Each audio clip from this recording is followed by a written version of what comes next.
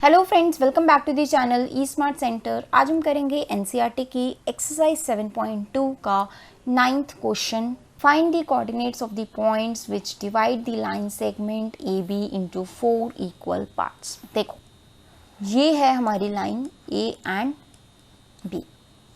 दोनों के कोऑर्डिनेट्स हमें दिए हुए हैं, ए के -2 and 2 एंड बी के 2 and 8। अब हमें उन पॉइंट्स के कोऑर्डिनेट्स निकालने हैं जो इस लाइन सेगमेंट को 4 पार्ट्स में, इंपॉर्टेंट है 4 इक्वल पार्ट्स में डिवाइड कर रहे हैं। तो 4 पार्ट्स में हम डिवाइड कर देते हैं। यहाँ पे 4 पार्ट्स में हो गया। इसके नाम ले लेते हैं सी, डी एंड ई। अब देखो, 3 पॉइंट्स हैं, बीच के 3 पॉइंट्स ही इस लाइन सेगमेंट को 4 पार्ट्स में डिवाइड करेगा। तीनों पार्ट्स की रेशियो अलग अलग होगी, तीनों पार्ट्स के कोऑर्डिनेट्स, तीनों पॉइंट्स के कोऑर्डिनेट्स भी अलग अलग होंगे। हमें तीनों के निकालने हैं। सबसे पहले हम रेशियो देखते क्या है। सी पॉइंट की रेशियो कैसे निकालेंगे। सी पॉइंट के लेफ्ट साइड पे कितने पार्ट हैं? एक पार्ट है, तो 1:2। राइट साइड पे 1 2 3, 3 पार्ट्स हो गए, तो 1:3। डी पॉइंट के लेफ्ट साइड पे 2 पार्ट हैं, राइट साइड पे भी 2 पार्ट हैं, तो रेशियो कितनी हो जाएगी? 1:1। क्यों? क्योंकि डी पॉइंट क्या हो गया? ए बी लाइन सेगमेंट का मिड पॉइंट हो गया, और मिड पॉइंट की रेशियो क्या होती है? 1:1। ई पॉइंट के लेफ्ट साइड पे कितने पार्ट हैं? 3 एंड राइट साइड पे कितने हैं? 1।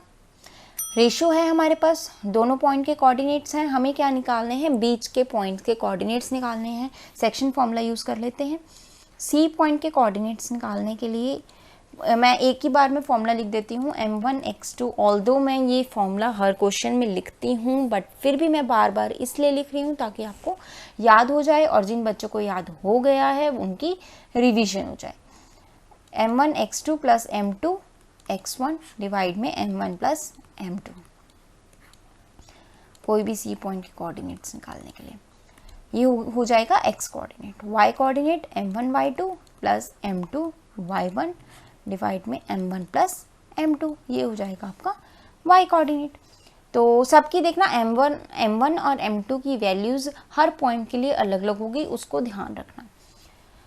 पहले सी पॉइंट के लिए देख लेते हैं। m1 ये, m2 ये, तो m1 x2 2 plus m2 x1 -2 divide में m1 plus m2 that is 4। m1 y2 8 plus m2 y1 ये वाला 2 डिवाइड में 4। इसको सॉल्व करें। 2 - 6 is -4 divide by 4। 8 plus 6 14, 14 divide by 4। तो ये कोऑर्डिनेट्स आ गए -1 एंड 7/2। ठीक है, सी पॉइंट के कोऑर्डिनेट्स निकल गए। अब डी पॉइंट के कोऑर्डिनेट्स निकालते हैं सेम फॉर्मूला से, बट m1 m2 की वैल्यू इसमें आ जाएगी 1 and 1। 1 and 1 इसका मतलब क्या हुआ? ये मिड पॉइंट है। अब मिड पॉइंट फॉर्मूला भी यूज कर सकते हैं इसमें, x1 plus x2 divide by 2 and y1 plus y2 divide by 2। -2 plus 2 divide by 2। y coordinate को ऐड करेंगे, 2 प्लस 8 डिवाइड बाई 2। तो -2 प्लस 2 ये हो जाएगा 0 एंड 2 प्लस 8 इज 10/2 इज 5। ये डी पॉइंट के कोऑर्डिनेट्स आ गए। अब ई पॉइंट के कोऑर्डिनेट्स अगर निकालें तो ई पॉइंट की देखो रेशियो m1 और m2 की वैल्यू अलग होगी। m1 ये है, m2 ये है। करें, m1 3 x2 2 m2 1 x1 -2 divide में 4। 4 कैसे आया? 3 + 1 is 4। m1 3 y2 8 m2 1 y1 2। ठीक है, डिवाइड में 4। इसको सॉल्व कर लेते हैं। 6 - 2 is 4, 6 - 2 is 4 divide by 4। 3 8 = 24 plus 2 divide by 4। तो ये आ जाएगा 126/4 इज 13/2।